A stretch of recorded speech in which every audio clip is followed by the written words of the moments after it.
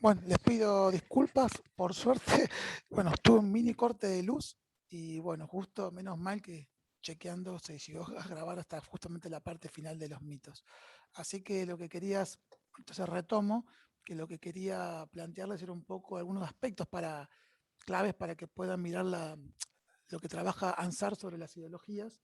Como siempre les decía, teniendo en cuenta que primordialmente él trabaja sobre la relación específica de disputa de poder político, de los partidos políticos para hacerse de el acceso al poder Estado, del Estado-Nación, ¿no? Y así orientar los designios de determinado Estado y determinada población. De todas maneras, les digo, sirve y es interesante para entender las cuestiones ideológicas dentro de la institución, porque esto justamente no existe, y sobre todo, podemos decir, en los espacios laborales públicos estatales hay una delgada línea entre las ideologías políticas y las formas de ejercer el poder, las orientaciones de la tarea, los vaivenes, producto inclusive de internas, aún en los mismos actores políticos del mismo partido, y también a veces como defensa o contraofensiva frente a lo externo, ¿no? A lo externo estatal, a otros partidos, a lo que podemos llamar la oposición, y también esto de cómo se establecen, inclusive en el trabajo estatal, mecanismos de premios y sanciones más allá de las normativas institucionales formales. Entonces, en este sentido, bueno, no es que se niega que cada individuo pueda ser portador de ideologías políticas, de esto no se está negando que en una organización del trabajo se plantea esto, pero entonces, bueno, léanlo en la clave, está tratando de hacer cómo aspectos de orden ideológico pueden también incidir como atravesamiento eh, en los trabajos. Entonces, por eso hay que estar atento a los testimonios expresados por los y les trabajadores de una organización determinada, en tanto las relaciones establecidas o que pueden surgir, por ejemplo, entre saberes y ejercicio de la disciplina y las ideologías políticas. Acá, por ejemplo, creo que un poco les mencionaba antes, eh,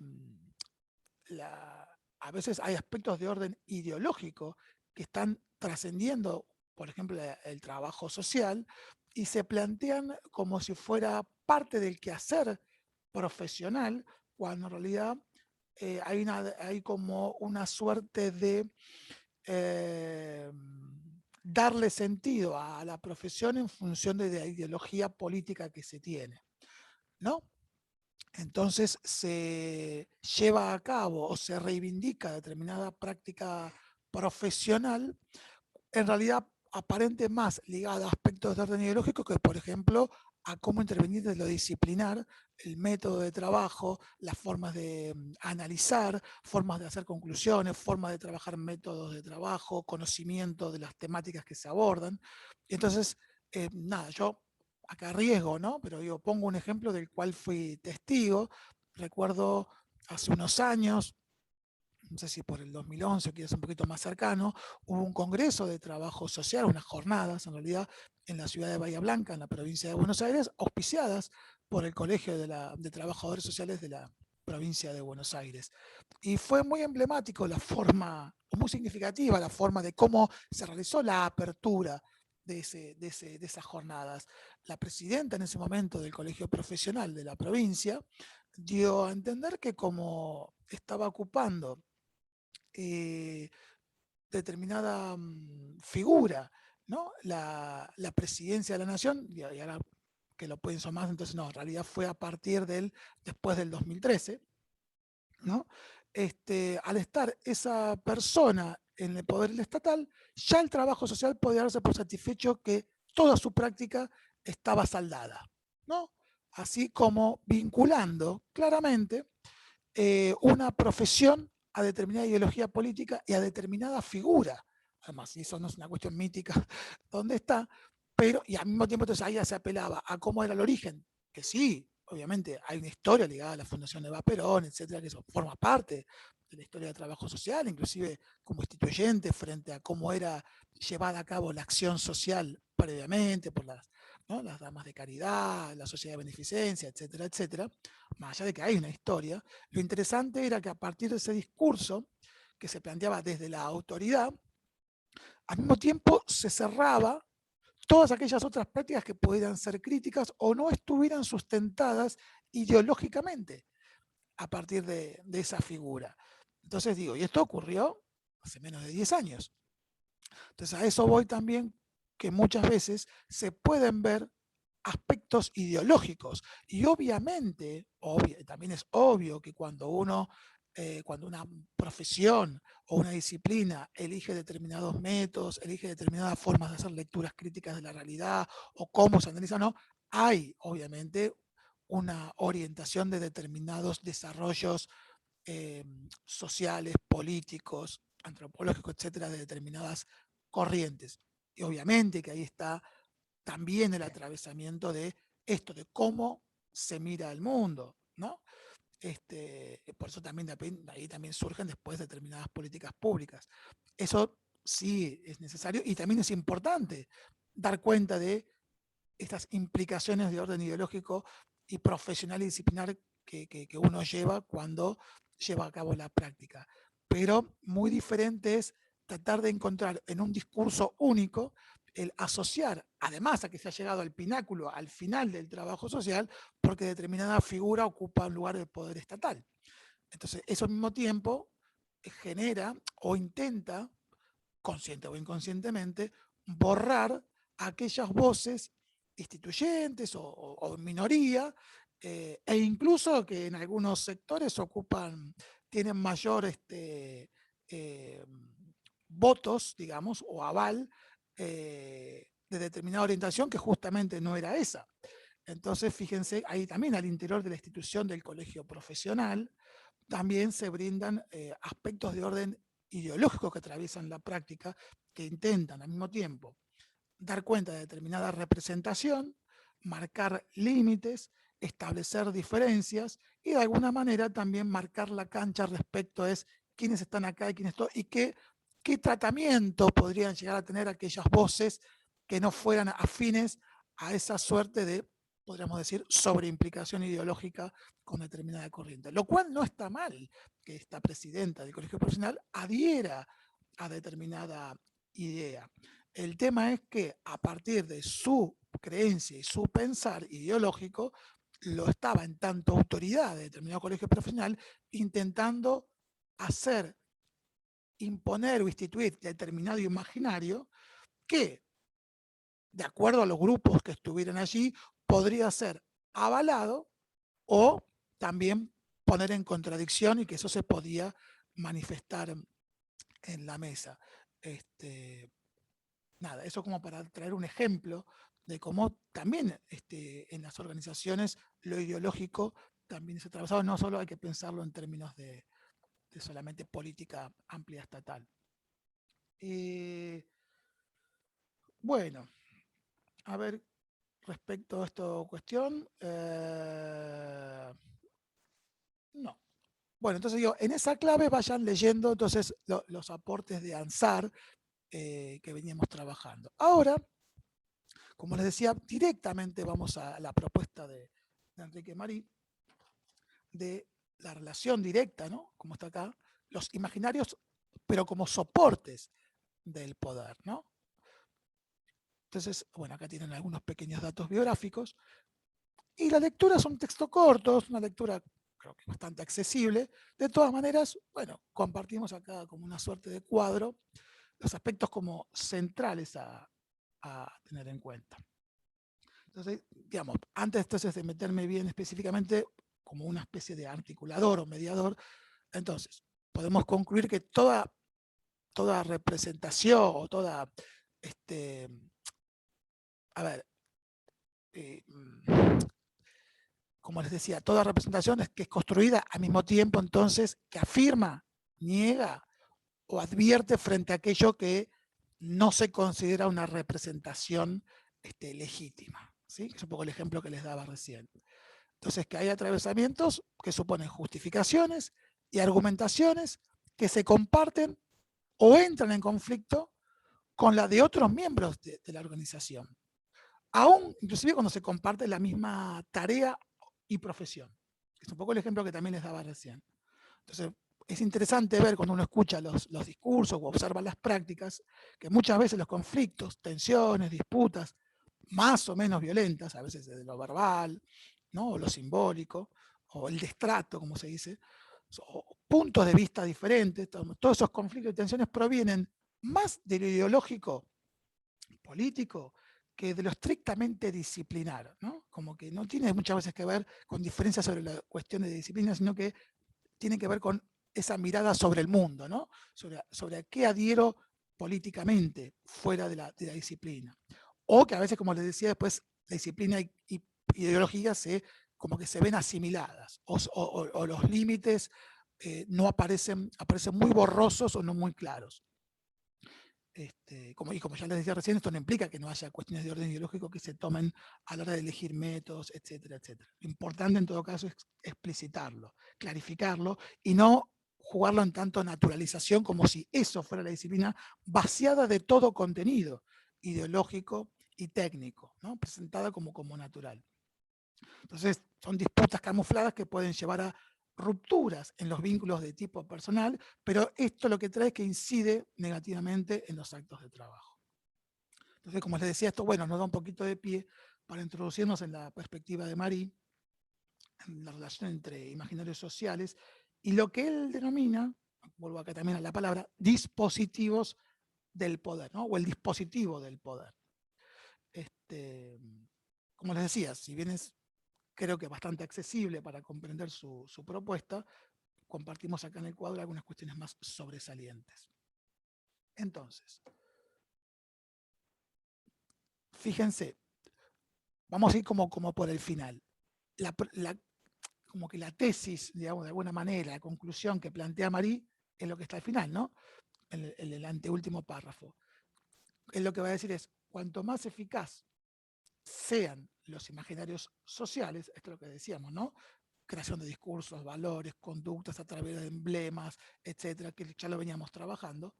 Cuanto más efectivos sean, menos es necesaria la utilización o posibilidad de uso de la fuerza o la explicitación y ingreso en esa mediación de la ley. Miren, pongo otro ejemplo. Esto pasó mucho con las colonias. Poco Marx también decía, ¿no?, que cuando el capital se hace cultura, es el mayor triunfo del capitalismo. Entonces, cuando hay zonas postcoloniales, ¿no?, donde ya se ha instalado determinada forma de comerciar, determinados modelos socioproductivos, determinadas costumbres, por lo cual generan determinados consumos, siempre complejo y contradictorio, no es todo, puedo decir, todo lineal. Entonces ya con el tiempo no hace falta que haya barcos en la costa amenazando a ese país con ser invadido o no. Ya la práctica de años ha instituido una cierta dependencia que genera la posibilidad de que si consumís determinados bienes, accedes a determinado lugar, a determinada posición, puedes acceder o tener determinados conocimientos, determinada posición en lo social, etcétera, etcétera, etcétera. Quiere decir que cuando ese constructo de lo que supone por ahí ser exitoso o lo que supone ser un ciudadano de bien en determinada sociedad, ha sido moldeado por las formas educativas, las relaciones sociales, insertarse en determinado modelo de producción, no cuestionar ese modelo de producción o ser levemente crítico, pero no cuestionar el nudo de ese modelo de producción, sino cómo sofisticarlo para poder ser beneficiado y al mismo tiempo ser parte de ese modelo de producción genera determinada mirada hacia aquellos que no lo comparten. Bueno, eso de alguna manera es, y sobre todo masivamente, que el imaginario social efectivo está teniendo un efecto, está siendo eficaz. Cuanto más sea ese modelo eficaz, ese imaginario efectivo, menos hacen falta las otras patas del dispositivo, jurídica, ¿no?, como lo llama Marie, como los discursos del orden, y la fuerza o violencia que el Estado, en tanto construcción del Estado y supuestamente delegada por los ciudadanos, le asigna al Estado como aquel que tiene el monopolio del uso de la fuerza para, como siempre se dice, pacificar o restablecer el orden, etcétera, ¿no? Pero bueno, entonces el dispositivo permanentemente oscila, ¿no? Y obviamente que tiene que ver con las condiciones sociohistóricas, en qué lugar geográfico, en qué países, etcétera, etcétera. O sea, esto no es algo lineal tampoco en todo el mundo. Pero bueno, Marie parte de la base que hay un dispositivo a partir de la construcción del Estado y la historización del Estado, donde se le ha asignado, abstractamente, pero también realmente, a que el Estado como un ente, más allá de quien ocupe la función de gobierno, acá en todo caso también incluye a veces las dictaduras, porque son las formas de alguna manera que mal o bien se dan determinados pueblos, pero digo, y ahí también hay una priorización de una parte del dispositivo por sobre otra, pero concretamente está legitimado que es el Estado el que tiene el uso concreto de la posibilidad, fíjense qué es esto, la posibilidad de usar esa fuerza. Y cuando acá uno habla de fuerza, habla de, ¿no? de las fuerzas policiales, de prefectura, gendarmería, militar, etcétera. Puede ser para defender el Estado hacia el exterior o hacia adentro de la propia geografía de territorio y fronteras del propio Estado. Por eso también se plantea que todo Estado, cuando ejerce esa violencia legítima, en realidad lo que está llevando a cabo es sostener lo instituido, ¿no?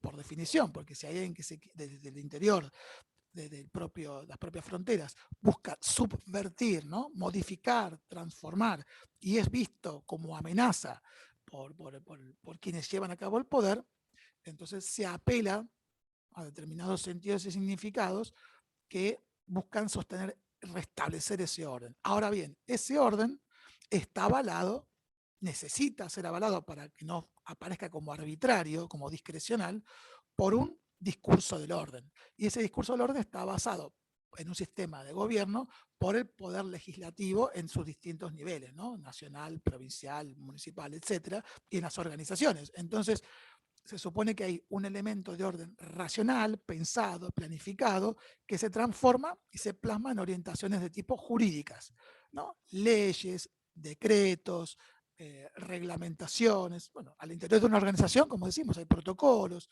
hay reglas, a veces no escritas, a veces más explícitas. Entonces, eso es la parte jurídica, ¿no? La normativa, esto es lo que también nos llevaba al plano del subsistema nómico, ¿no? En vinculación entre el poder y los imaginarios. Entonces, como esto del topos, cuando hablamos de las topías del otro día, esta ley se ejerce sobre un determinado espacio, ¿no? Y en esos espacios hay también una creación y justificación de esas leyes normativas.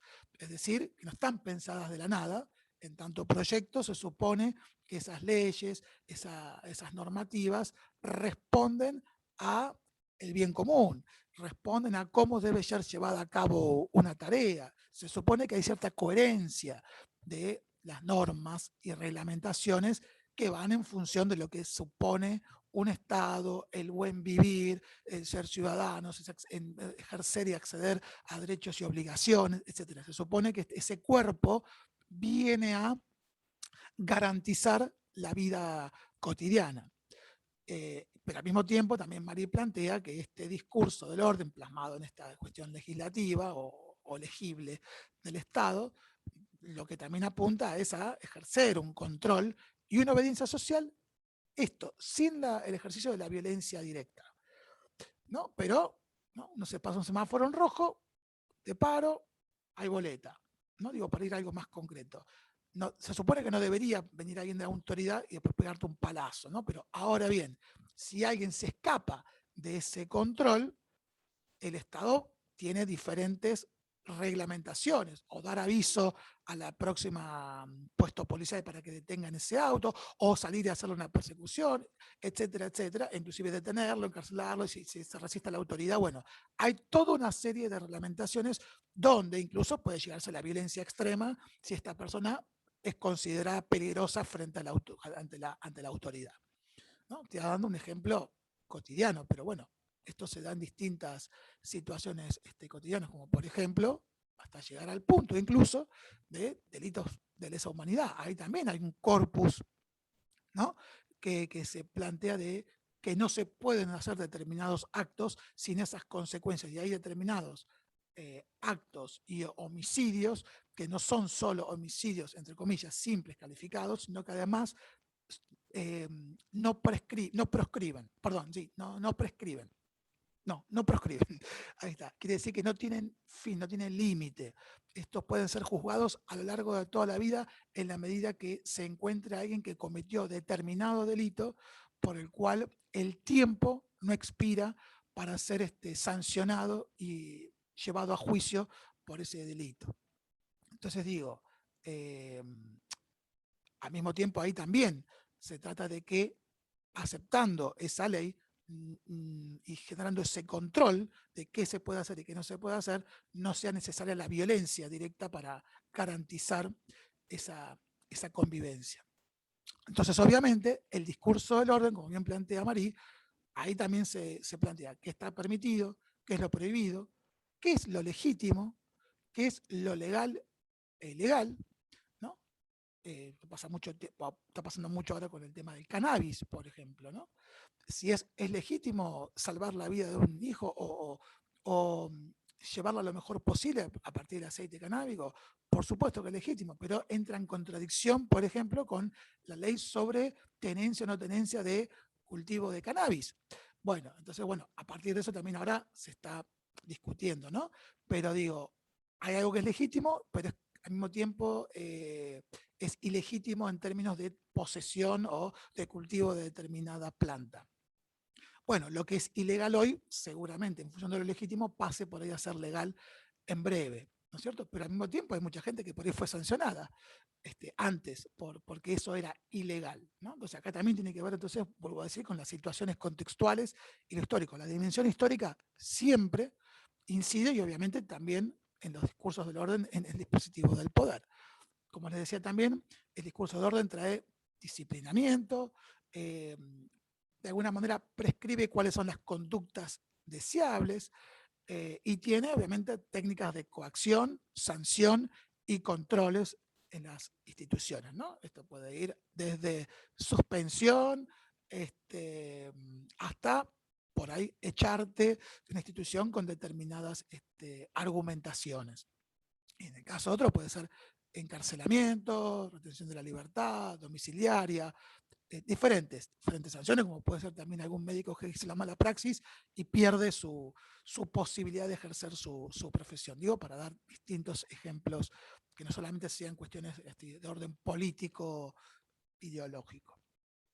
Y entonces, obviamente, él trae también después que el que tiene mayor, de alguna manera, peso simbólico, obviamente son los imaginarios, que es el ámbito, como él bien plantea, como lo que venimos planteando, de las ideologías y la interpretación de lo emocional.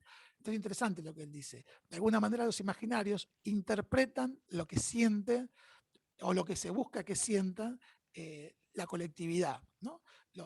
Que se interpreten los valores, cuáles son las voluntades. De alguna manera esos emblemas, códigos, uniformes, colores, formas de pensar, están interpretando supuestamente las emociones. Entonces acá, por eso habla de prácticas extradiscursivas. Lo extra tiene que ver con que tiene un sentido que va más allá de lo que uno expresa, ¿no? Esto que es un poco lo que les decía yo respecto al discurso de la presidenta del colegio profesional, cuando nombraba determinada figura política, determinado lugar, esto es una cuestión extradiscursiva, está diciendo es con quién estamos alineados, con quién tenemos relación y conexión de poder y cómo va a ser tratado, cómo podría ser tratado alguien que no comulgue con esta forma de pensar, ¿no? Esto es un extra discurso diciendo de con quiénes estamos aliados, con quiénes tenemos esas conexiones. Entonces también está asociado, como bien dice, con soportes mitológicos, celebración de rituales. Cuando acá hablamos de celebración de rituales, no lo pensemos meramente en las sociedades denominadas primitivas. Hay rituales permanentes. Digamos, la necesidad de levantarse a tal horario, de viajar a determinado horario, llegar a determinado horario de trabajo, hacer determinada tarea para que esto esté bien llevado a cabo, terminar y qué hacer después, eso también forman parte de rituales cotidianos para lograr una tarea bien hecha. ¿Sí? Es una manera de plasmar esa cuestión mítica en una forma de trabajo. ¿sí? Obviamente que esto está muchas veces expresado en los colores de esa institución, el logo de la institución, si uno a veces inclusive lleva con orgullo o no determinado, no sé, un botoncito o la carpeta o no sé, el bolso que da el nombre de esa institución o de un gremio, etcétera, que también son formas de comunicar, formas de decir de qué lado uno está.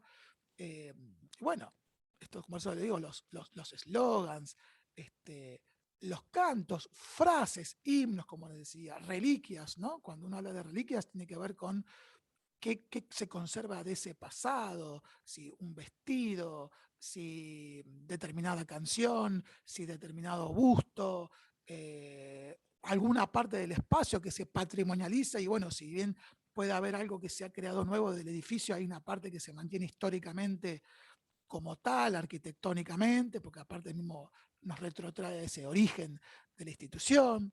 A mí también él dice, bueno, hay ejemplos para cada situación, ¿no? Las tumbas, ¿no? Donde están enterrados esos ancestros que han sido padres de esas organizaciones, apelando a frases y discursos, ¿no? Recién yo, por ejemplo, mencionaba esta frase de Marx respecto al capital, digamos, cuando uno retrotrae determinadas frases, también establece posiciones,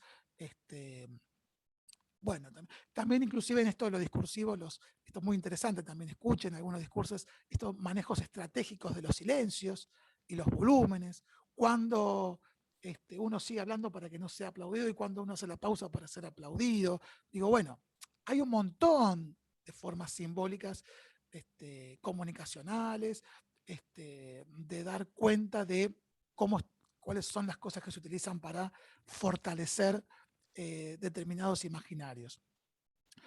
Pero como les decía, se utiliza toda esta estructura, dice él, para tratar de orientar comportamiento, o sea, no es ingenuo, ¿no? Y ahí está la cuestión de la disputa de los imaginarios, o sea, de quién ocupa el poder, porque también tiene el poder a veces económico para demostrar toda esa parafernalia que viene a sostener la estructura. Esto también puede ser a través de programas, políticas, etcétera, etcétera. Cuando yo hablo aparte de esto, no hablo de algo espurio, ¿eh? Por eso digo, es una construcción compleja, donde se entremezclan permanentemente todos estos sentidos. Por eso dice poéticamente Marie que todos estos aspectos visten el poder y sostienen el andamiaje de la fuerza coercitiva. O sea, de alguna manera, como les decía, es en la medida que el imaginario sea efectivo, menos es necesario usar el poder explícito, real, de la violencia. Por eso él dice que visten el poder y sostienen el andamiaje de la fuerza coercitiva y las argumentaciones de lo jurídico, entonces proyectando un esquema a ser vivido como natural, ¿no? Y no como forzado.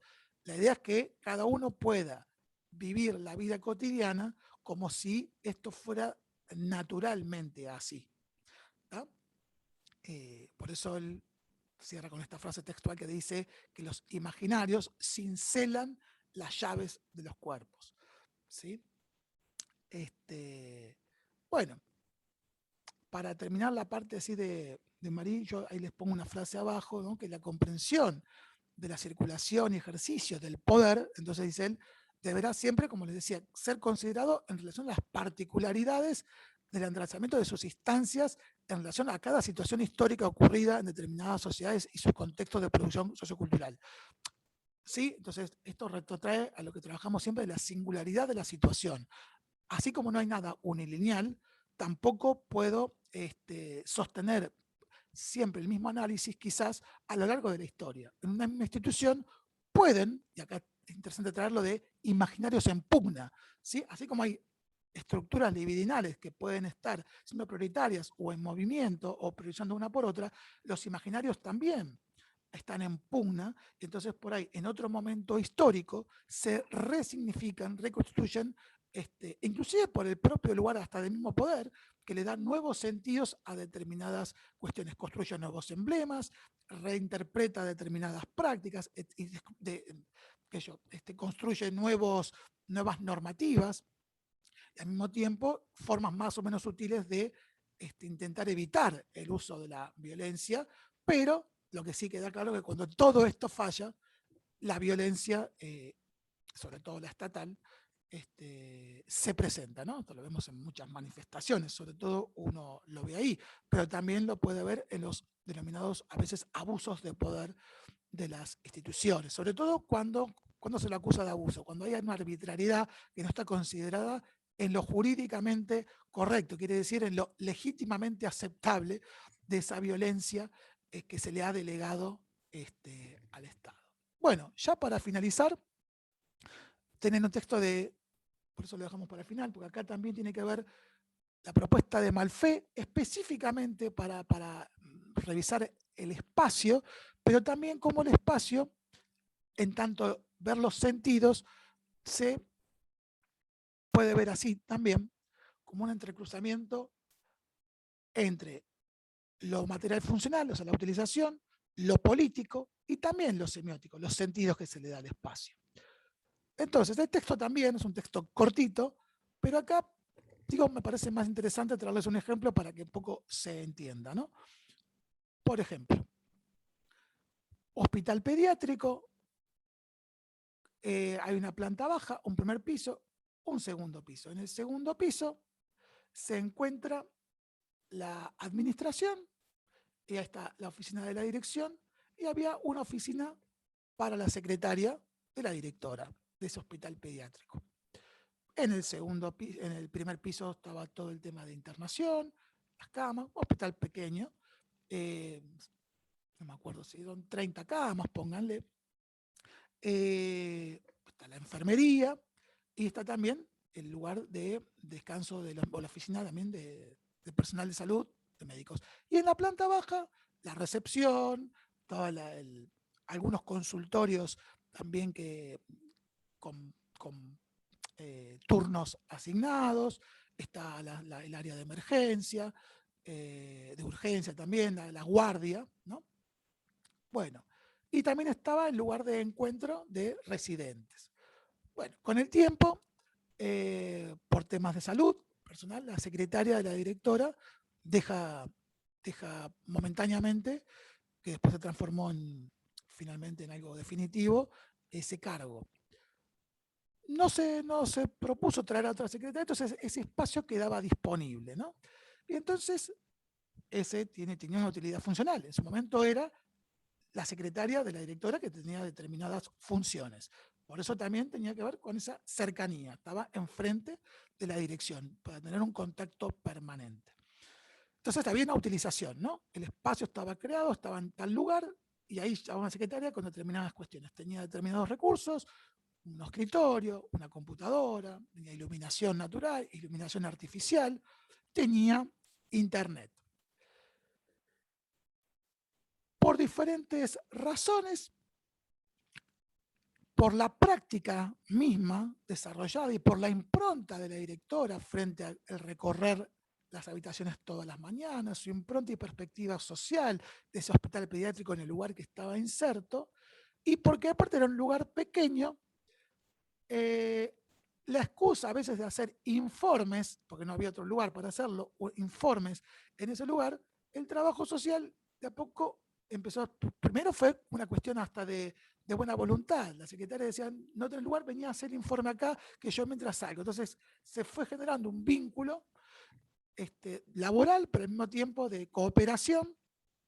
Y bueno, cuando esta persona deja de estar allí, pareció, entre comillas, natural que se siga desarrollando los informes ahí y tenerlo como espacio. Al mismo tiempo, después armó una biblioteca ahí para los niños, etcétera, etcétera. Y el trabajo social ocupa, refuncionaliza, digamos, el espacio. Cuando se formaliza la salida de esta secretaria, empezó a haber, ahí está, desde perspectiva política, una puja por ese espacio. Ahora bien, ¿cómo uno podría mirar ese espacio? ¿Qué sentidos, y acá viene con el polo de la semiosis, qué sentidos se le asignaban a ese espacio? ¿Por qué empieza algo que hasta ese momento no era cuestionado? ¿Por qué aparece el área de médicos, de jefatura de residencia, la necesidad de disputar esa oficina pequeña? Bueno, empieza a haber dos argumentos. Un argumento era que la cuestión médica ahí era la más importante porque era un hospital que se ocupa de la salud, ¿no? Entonces la salud, la cuestión primordial la tenían los médicos. Entonces ellos debían tener un espacio. Ahora, el hecho de que tenían 3 espacios, ya, entonces, ¿por qué era ese espacio en particular? Otro argumento era que, bueno, tenía Wi-Fi, es verdad. De todas maneras, se podía compartir ese espacio cuando era necesario enviar información vía correo electrónico. Tengan en cuenta, estoy hablando de algo que pasó hace 14 años, donde por ahí el Wi-Fi en determinadas organizaciones todavía no estaba instalado, naturalizado, podríamos decir. Entonces, con el tiempo, empiezan un poco a aparecer estas argumentaciones. La idea era no solo ocupar ese espacio, era una necesidad funcional, utilitaria, que como les dije, vía cooperación se podría subsanar, sino que había otro sentido que era quién está más cerca de la dirección. Quién está más cerca de la dirección es al mismo tiempo visto, inclusive dentro de las profesiones, de los integrantes de las profesiones. Quien tiene diálogo directo con la directora, fantasmáticamente empieza a tener una mayor autoridad, ¿no? Es decir, quien está cerca de la autoridad tiene más autoridad también en relación con el resto de los propios compañeros de la propia disciplina. Entonces se transformó en una idea estratégica de ocupar ese espacio desde los argumentos de la propia área de medicina. Cuando desde el área de trabajo social, en principio simplemente era, bueno, tenemos un espacio para poder trabajar donde no lo teníamos, porque el área de salud, como les digo, tenía todo el resto de las áreas de hospital para ejercer su práctica de atención o su práctica de supervisión o su práctica de intercambios, hasta incluso su práctica de comer, de desayunar, de almorzar, etcétera, etcétera. Entonces, acá había algo más que la utilidad funcional y que se manifestaba esa puja, ¿no? de poder, de lucha por ese espacio que estaba anclado en otros sentidos, que tenían que ver con sentidos que ocupar ese espacio daba un mensaje al mismo tiempo de reubicación de determinadas personas del área de salud frente al resto de sus compañeros, ¿no? Entonces, al mismo tiempo, esto implicaba cómo se toman las decisiones, cuán cercano está uno o no de esa autoridad, qué secretos se podían conocer al estar cerca de esa autoridad que el resto podrían acceder. Esto también tiene que ver con, como decimos, fantasmas o realidades, ¿no? También esto construye e implica construcción de que el hecho de estar cerca supone conocer más o menos de determinadas acciones. Incluso a veces algunos, al revés, por esta misma idea, prefieren estar lejos de la autoridad, en tanto no me quiero enterar de nada, no quiero saber nada, yo solo quiero hacer mi trabajo. A veces aparecen estas argumentaciones. Pero bueno, y también digo, fíjense la dimensión histórica, ¿no? Cómo cambió a partir de la salida de una persona. Si uno hubiera llegado a la institución en determinado momento, esto no se planteaba. A partir de la salida de determinada persona, esta disputa por determinado lugar, que en términos de tamaño es insignificante y hasta le diría que arquitectónicamente mucho más precario que el resto de los espacios de la institución, evidentemente escondía u ocultaba, como diría Malfé, ¿no? O como inclusive también Luró, ¿no? Que se transformaba en un analizador de algo que no quiere ser dicho en la institución, por ejemplo, ¿no? Que son las ambiciones, inclusive justificadas, argumentadas o no, de ubicación o reubicación del espacio institucional más allá del organigrama, porque el organigrama estaba, pero evidentemente ocupar ese lugar, algunos argumentaban, y esto obviamente no surge explícitamente, surge a partir de dichos, prácticas, formas de actuar, evidentemente ese espacio adquiría mucha importancia en función de lo que algunos creían que podría beneficiar el hecho de tener un espacio allí. Bueno, nada, esto, como lo plantea Malfé, también en las instituciones hay lugares deseados, otros lugares terroríficos o que finalmente pasan como desapercibidos, que nadie quiere ocupar. él trabaja esto cuando dice que a veces una institución, alguien busca un lugar y había un lugar, había evidente, pero que cuando nadie lo ocupa, la pregunta aparece y bueno, esos lugares muchas veces pueden estar asociados a sentidos. Vamos a un caso extremo, donde pudo haber habido muertes o torturas si fuera determinado ex centro clandestino y a veces, obviamente, ese lugar es no registrado, ¿no? Porque tiene asignado situaciones de mucho dolor, mucha pena, y entonces por ahí ese lugar no quiere ser ocupado o resignificado, como por ejemplo sí pasó con la ESMA, ¿no? Determinados espacios en brindarle otros sentidos. A veces son sentidos que, bueno, mortifican mucho a quienes trabajan allí, ¿no? Más si han participado por ahí en distintos momentos de la historia de esa institución. Entonces, bueno, a veces es esto, a veces ver la disputa por un espacio no es solamente egoísmos, no es solamente que se va mal o disputas caprichosas. En general puede haber, sí, índole de que sea necesario un espacio funcionalmente acorde para desarrollar la práctica, pero a veces está asociado a otros sentidos que tienen que ver con el poder, que pueden tener que ver con determinadas acceso a figuras míticas. Ahí trabajó durante mucho tiempo tal persona. Entonces, bueno, esa es la importancia de indagar y ver, Malfait lo plantea en relación al espacio, para darle mayor profundidad al análisis del espacio es no solo su cuestión de utilidad y funcionalidad, sino también cuáles son los aspectos de poder que pueden incidir en la ocupación o no de ese espacio y los sentidos que le asignan quienes trabajan allí. Por ejemplo, también puede pasar por la inversa, por ahí la institución ya ha asignado un espacio a determinado trabajo y los trabajadores no trabajan en él, ¿no?